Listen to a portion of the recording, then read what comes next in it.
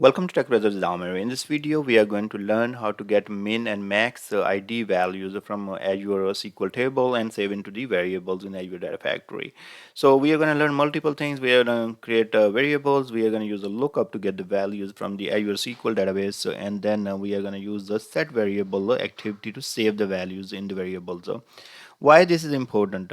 So there are tons of scenario where you will be getting the values from the SQL table and saving into variable and then making decisions or using this variable values in the data flow, such as maybe you want to get the min or max value, actually especially max value from some table, save into variable, and then use later on in the data flow for the creating the surrogate keys. So we will have a demo on that as well.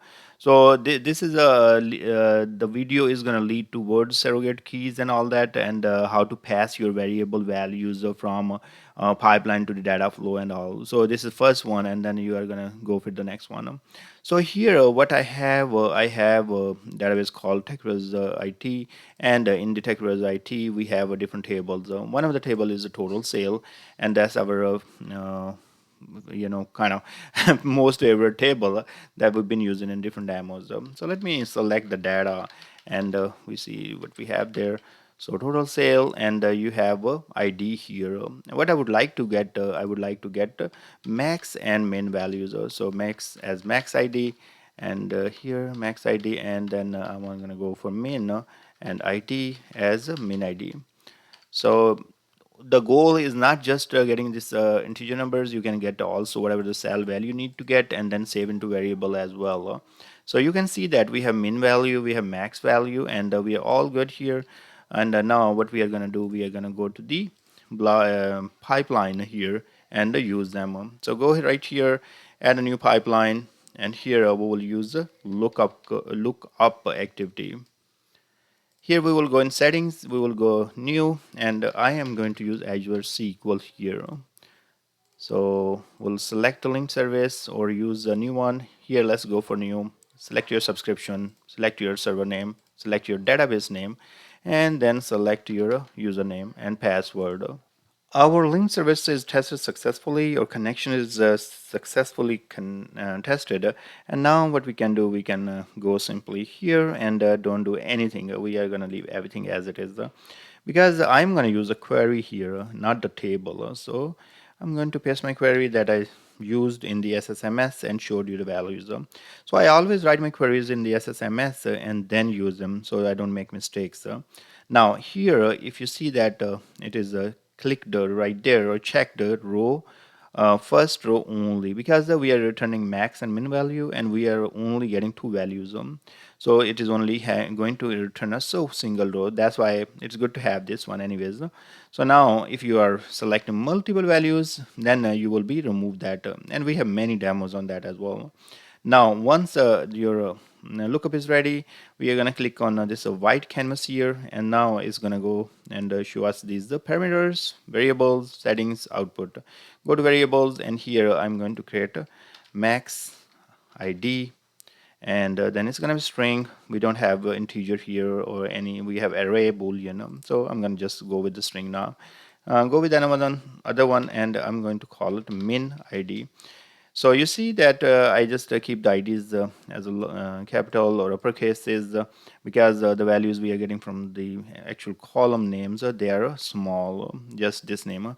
So I just want to keep them a little different, so more readable. Or you can call them as something like that. So variable var underscore, so you can call something like that. Okay. That looks good. Now what we are going to do here, we are going to bring the set variable activity here, and in this one what I'm going to do, I'm going to do max ID.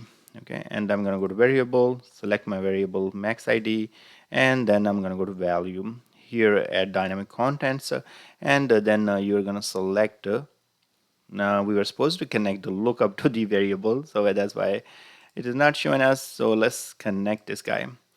And now we will click right there, go to values again, and now it is showing us lookup activity. Output dot first row. So we are going to do first row dot, and then we will do max ID. Now that looks good, and what we are going to do, we are going to bring another set variable here, and I'm going to connect this to this set variable, and let's call it set min value, okay, or min ID.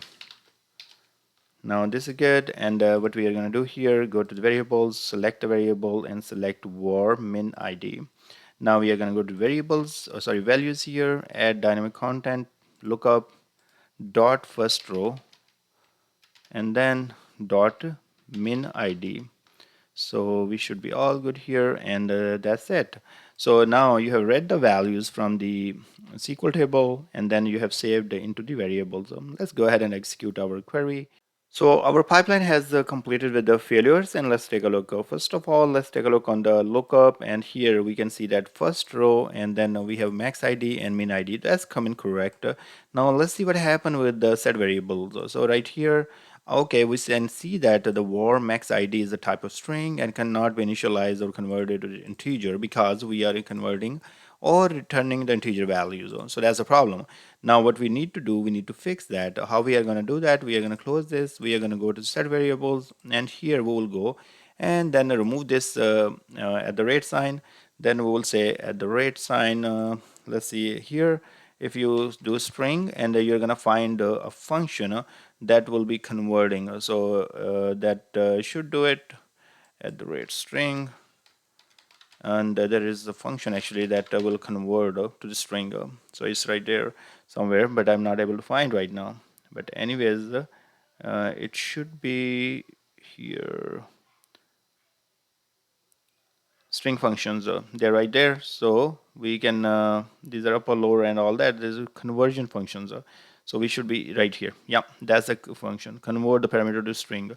So what we are going to do, we are going to do at the rate string, and then use the parentheses here, and then just close whatever the expressions we have.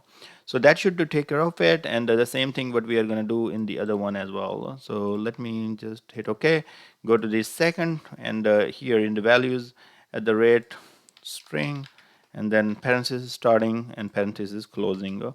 So this should just take care of that. So if you want to see this a little bigger, I can show you right here in the expressions here. So now you can see this is not getting better, bigger at all.